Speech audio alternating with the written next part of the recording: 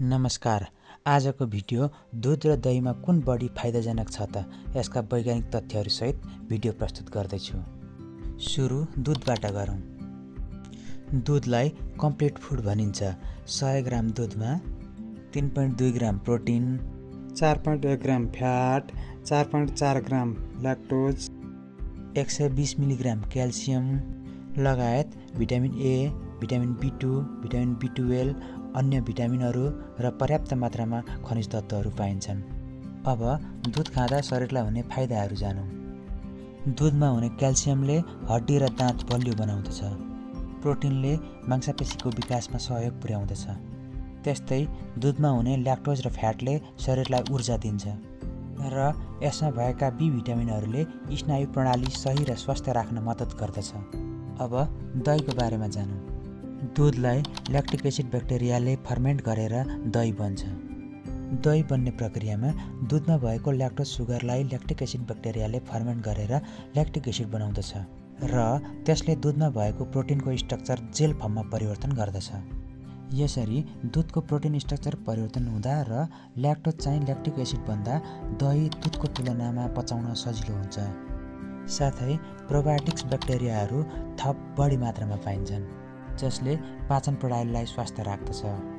100 ग्राम दहीमा लगभग दुधकै मात्रामा protein, calcium, fat र भिटामिन तथा खनिजहरू पाइन्छन्। दहीले के गर्छ त यसका फाइदाहरू जानौँ। दुधले गर्ने फाइदाहरू जस्तै दहीले पनि हड्डी र दाँत बलियो बनाउँदछ, मांसपेशीको विकासमा सहयोग पुर्याउँदछ, शरीरलाई ऊर्जा दिन्छ र स्नायु प्रणाली सही र स्वस्थ राख्न मद्दत गर्दछ। दहीका थप फाइदाहरू भनेको पाचन प्रणाली सुधार गर्दछ, रोगसँग लड्ने क्षमता बलियो बनाउँदछ र आन्द्राको स्वास्थ्य राम्रो राख्दछ। विभिन्न अनुसन्धानहरूका अनुसार दुधमा हुने ल्याक्टोज 100 जनामा लगभग 70 जनालाई नपच्ने हुन्छ, जसले गर्दा शरीरमा धेरै खालका समस्याहरू देखा पर्न सक्छन्। तर दही ल्याक्टोज इन्टोलरेन्स भएका मानिसहरूका लागि पनि सजिलै पच्ने र पाचन प्रणालीमा सहयोग गर्ने गर्दछ। अब दुध र दहीको तुलना गरौँ। दुध र दही दुवैले यसमा भएका पौष्टिक तत्त्वले शरीरको फाइदाको लागि उत्तिकै सहयोग गर्दछन्। अनुसन्धानहरूका अनुसार दुध लगभग 100 मा 70 जनालाई नपच्ने हुन्छ र यसले पेट ढुस्सा हुने, ग्यास जम्ने, पेट दुख्ने, डायरिया हुने, वाकवाकी लाग्ने तथा दुध खाएपछि अरू कुरा केही खान मन नलाग्ने जस्ता समस्याहरू देखा पर्न सक्छन्।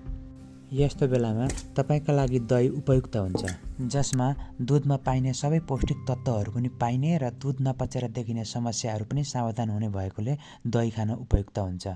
दहीमा नपच्ने त्यस्तो केही तत्त्व हुँदैन र जस्तोसुकै समयमा पनि दही स्वास्थ्यका लागि लाभदायक मानिन्छ। तर यदि तपाईँले दुध खाँदा केही समस्याहरू देखिँदैन र यसमा भएको ल्याक्टोज पच्छ भने दुध वा दही जे खाए पनि फरक पर्दैन। यदि दुध खाँदा तपाईँलाई माथि भनिएका जस्ता समस्याहरू देखिए भने त्यसलाई दुध नपचेको वा दुधमा भएको ल्याक्टोज नपचेको भनेर मानिन्छ।